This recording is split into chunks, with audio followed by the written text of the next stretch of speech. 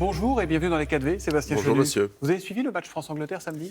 Je n'ai pas suivi en direct le match France-Angleterre, mais enfin je m'y suis intéressé. Bon. Il aurait été difficile d'ailleurs de ne pas s'y intéresser. Est-ce que vous savez qui a marqué le premier but des Bleus? Chouameni. Chouameni, exactement. Voilà. Je vous pose la question parce que Ouais. dans son tweet de remerciement, ça ne vous a pas échappé, le président du RN, Jordan Bardella, a remercié Olivier Giroud, Didier Deschamps, l'équipe de France, mais pas Chouameni. On pourrait faire la même remarque d'ailleurs à Eric Ciotti, qui lui a remercié et félicité Lloris et Giroud.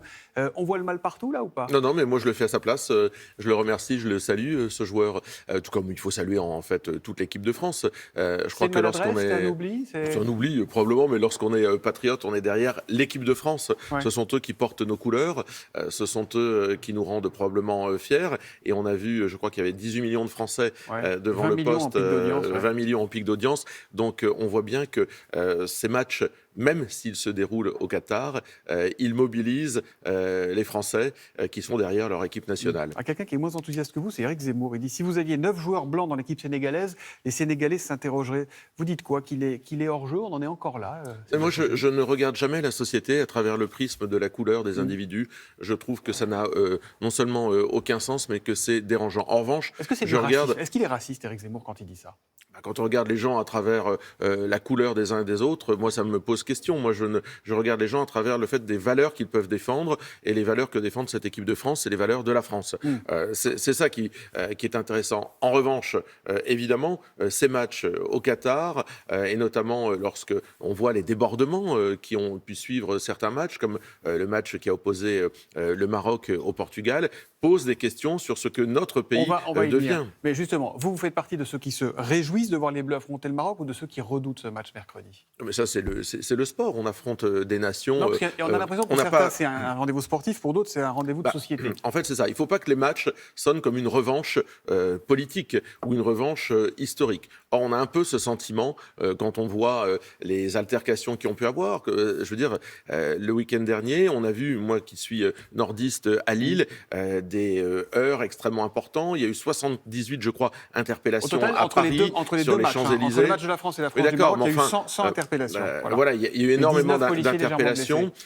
Il ne faudrait pas que le match France-Maroc de mercredi sonne comme une revanche. Or, on a un peu ce sentiment. La revanche, un règlement de compte avec des gens qui se sentent en France plus marocains que français et qui, à travers des propos, des exactions, etc., auraient le sentiment de régler des comptes. Moi, je ne veux pas cela.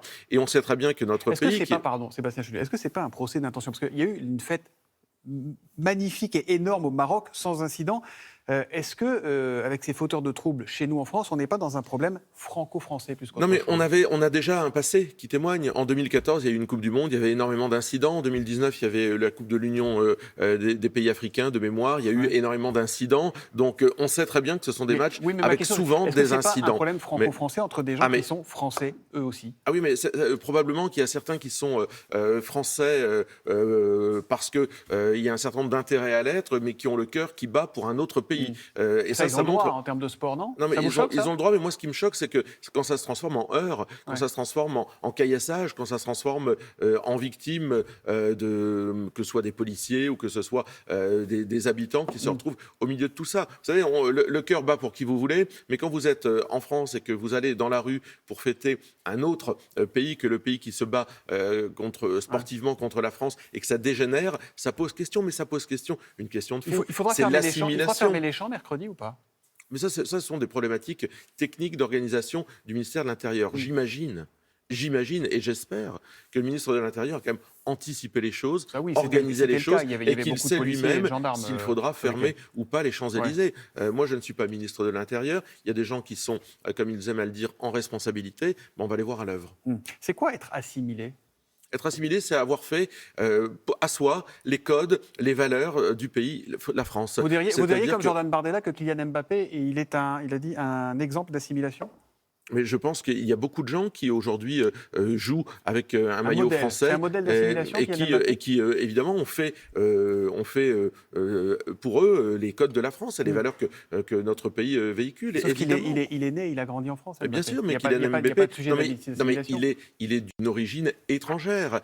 Son assimilation vient du fait que ses parents et ses grands-parents soient nés ailleurs. Donc Kylian Mbappé, aujourd'hui, c'est un Français qui joue pour la France et qui démontre qu'on peut être venu d'ailleurs d'ailleurs, on peut avoir des origines étrangères et être particulièrement fier de porter le drapeau national, le drapeau français. Mais d'autres, c'est l'inverse. D'autres sont nés ici, mais se sentent marocains, se sentent algériens et se disent qu'à un moment, on l'a vu, on a un compte à régler. Mais moi, je ne veux pas ce visage-là et je considère que la France a manqué ces virages de l'assimilation depuis tant d'années. Quand le maire RN de Fréjus, David Rachid, décide de suspendre les subventions à tout un quartier de sa ville, le quartier de la Gabelle, parce qu'il y a eu des incidents, est-ce qu'il ne mélange pas tout? Est-ce qu'on ne fait pas payer le comportement de 3 ou 10 crétins à tout un quartier, à toute une population? Alors d'abord, ce n'est pas le maire de Fréjus, c'est le président de la communauté de communes qui a décidé lui-même de suspendre ces aides. Mais écoutez, je pense qu'il y a en tous les cas des quartiers qui sont très aidés, des quartiers qui sont très soutenus par les politiques publiques, par l'argent des contribuables. Et lorsqu'il y a quelque chose qui se passe qui vise à saccager ce quartier-là, la puissance publique, à un moment, dit stop, ça suffit. Mais c'est pas sanctionner des gens qui n'ont rien fait, qui n'ont rien demandé, et qui subissent cette violence et qui subissent ces incidents. Souvent, toutes ces violences, etc., elles sont le fait de mineurs, de gamins qui ne sont pas tenus par leurs parents. Moi, je crois beaucoup en la responsabilité des parents. Je crois que le jour où on aura des politiques qui visent à responsabiliser les parents, on aura fait un grand pas. Aujourd'hui, il y a trop de parents qui se lavent les mains de savoir de ce que font leurs gamins. Mais tout le quartier dans le même sac, c'est pas gênant. Non, mais écoutez, il faut parfois savoir faire des preuves aussi, des exemples plutôt. Emmanuel Macron a-t-il raison d'aller assister à la demi-finale mercredi au Qatar? Oui, il a raison. Ouais. Oui, c'est notre équipe nationale. Il y a eu des polémiques, ça n'oublie pas, ça ne nous fait pas oublier ce qu'est le Qatar, les combats qui restent probablement à mener, l'exigence qu'on doit avoir vis-à-vis de lui. Mais enfin, il ne fallait pas choisir le Qatar dans ces cas-là. Ouais. Maintenant, nous y sommes.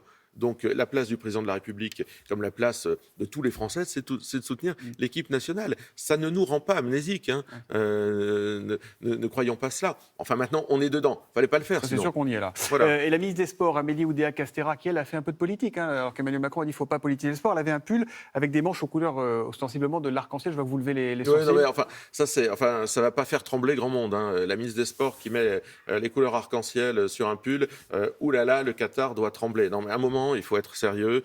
Où on fait de la politique et de la diplomatie, il fallait en faire avant de délivrer cette Coupe du Monde au Qatar, ou lorsque le choix du Qatar a été fait, et il est fort probablement contestable, ce qu'on voit au Parlement européen, si on peut en dire un mot, nous amènera à penser qu'il peut être contesté, mais une fois qu'on y est, on y est. Donc ces petites allusions politiques, sincèrement, c'est pas de haut niveau, et ça sert strictement à rien.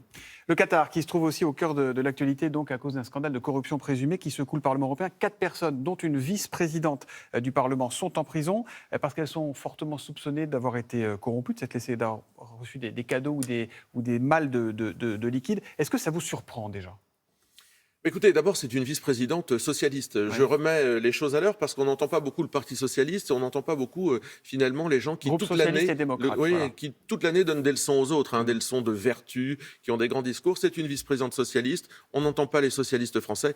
Si ça avait été un député du Rassemblement national, on en aurait eu matin, midi et soir. A tweeté, s'est indigné, il qu'il fallait faire le ménage. Mais c'est effectivement totalement indigne de se faire acheter, parce que c'est ce qu'on lui reproche, par une puissance étrangère, lorsqu'on est censé, en étant élu, défendre des intérêts, en tous les cas européens, au moins à ce niveau. Donc effectivement, c'est indigne. Ça nous amène quand même à quelque chose. Est-ce qu'il va falloir redéfinir la relation avec le Qatar? Est-ce qu'il va falloir à un moment, c'est bon, la Coupe du Monde sera passée, se dire, les gars. Non, mais ce qu'il faut savoir, c'est quel est le degré d'ingérence d'un certain nombre de puissances étrangères dans les affaires européennes ou nationales. C'est la raison. Le Qatar, par exemple, la Russie, la Chine, les États-Unis. C'est la raison pour laquelle on a dit qu'il avait influencé le RN. Nous, le Rassemblement national, pour faire la lumière sur tout ça, nous avons déposé une commission d'enquête. Nous avons activé notre possibilité d'ouvrir une commission d'enquête qui sera présidée par le député RN Jean-Philippe Tanguy pour faire la lumière sur les ingérences étrangères dans toutes les affaires de notre pays. Et vous voyez, les soupçons qu'on peut avoir ne sont pas toujours ceux dont on parle le plus souvent. Là, c'est visiblement des soupçons entre le Qatar et le groupe socialiste et une élue socialiste. C'est une enquête qui ne fait que commencer. C'est une enquête qui ne fait que commencer. Mais nous, on aura une commission d'enquête à l'Assemblée nationale. Vous qui êtes parlementaire, vous avez déjà été approché par des lobbies comme ça qui ont tenté de vous corrompre ou pas? Non, il faut dire qu'on dit qu'ils sont partout, les lobbies. Non, mais il faut dire que, d'abord, nous avons un côté assez incorruptible. Nous ne sommes pas le système. Nous, on n'a pas d'ascenseur à renvoyer à qui que ce soit. Vous savez, nous, on ne nous promettra pas, on ne nous achètera pas avec des boulots, des médailles, des décorations et des voyages. Et puis, nous sommes aujourd'hui le principal groupe d'opposition. Et dans opposition, il y a le fait de s'opposer à la politique d'Emmanuel Macron. Et donc, je pense qu'on ne suscite pas le même type d'intérêt que ceux qui sont aux manettes, comme cette députée socialiste. On entre, puisqu'on est à l'Assemblée dans la semaine décisive pour la réforme des retraites. On sait que le RN est opposé à cette réforme. Au-delà du vote à l'Assemblée, comment vous allez manifester votre opposition? Mais nous sommes des députés. Nous allons donc faire notre travail de députés parce que nous sommes missionnés par les électeurs, par nos électeurs en tous les cas, pour nous opposer à cette réforme des retraites. Cette réforme des retraites, d'abord, elle n'est pas utile aujourd'hui. Vous savez que nous avons renoué avec les excédents. Alors, c'est pas pérenne. Le système ne sera pas excédentaire très longtemps. Mais aujourd'hui, c'est tout à fait supportable. Nous, ce que nous défendons, c'est 40 annuités, une possibilité de partir à partir de 60 ans quand on a ces 40 annuités. Quand on a commencé à travailler avant 20 ans, à partir de 60 ans, puis après, progressivement, jusqu'à 62 ans maximum. Votre mobilisation, elle sera dans l'hémicycle, elle ne sera pas dans la rue. C'est notre boulot. Comme LFI, par exemple, qui organise une marche pour les retraites au mois de janvier. LFI commence dans l'hémicycle, puis ils abandonnent tout. Ils ont abandonné le SMIC à 1 600 €. Ils ont abandonné l'aide à la réintégration des soignants non vaccinés. Donc ça commence dans l'hémicycle et ça se termine dans la rue. Mais nous, on n'est pas une centrale syndicale. On n'est pas un mouvement protestataire. Nous sommes avec des députés qui prenons leurs responsabilités. Et on va batailler. Il y a eu un 9e 49.3 des... Il faut arrêter avec ça. Entre Madame Borne, qui ne sait plus gouverner que par 49.3, et LFI, qui à chaque fois dépose une motion de censure à tel point qu'on ne sait plus ce qu'il raconte, tout ça n'a aucun sens. Soyons sérieux, les députés du Rassemblement national ont autre chose à proposer pour s'opposer à cette réforme des retraites. J'ai une dernière question, c'est plutôt une photo, un visage. La photo est le visage d'Éric Ciotti, nouveau patron de LR. Qu'est-ce que vous lui dites? Bienvenue, viens chez nous, rejoins-nous. Non, je dis que les électeurs des Républicains choisissent toujours leur candidat, leur président qui a le discours qui se rapproche le plus du Rassemblement national, et ensuite ils sont systématiquement trahis par ces mêmes dirigeants. Il est proche du Rassemblement national, Éric Ciotti ? Il a un discours qui pourrait s'y rapprocher, mais il a quand même soutenu Renaud Muselier contre le candidat du Rassemblement national aux élections régionales. Il préférait voter Zemmour que Macron. Oui, enfin, il dit un peu tout, et ce que ses électeurs ont peut-être envie d'entendre, mais surtout, au bout du compte, à la fin, les Républicains, les élus des Républicains sont la béquille d'Emmanuel Macron. On le verra sur le débat sur la réforme des retraites. Chez Macron, chez Stéphane Séjourné, président du parti présidentiel Renaissance, on dit ce résultat, c'est les obsèques de la droite républicaine. Éric Ciotti va dissoudre la droite dans l'extrême droite. Il est sûr qu'en tous les cas, à ne pas choisir, à refuser de choisir entre soutenir une opposition ferme et puis se rallier à Emmanuel Macron, les Républicains sont un astre mort et finiront par mourir. Merci beaucoup, Sébastien Chenu. Votre pronostic pour le match de mercredi ? On gagne, allez, 2-1. 2-1. Je ne demande pas les buteurs. Non, là, mon incompétence serait trop visible. Merci d'être venu dans les 4V.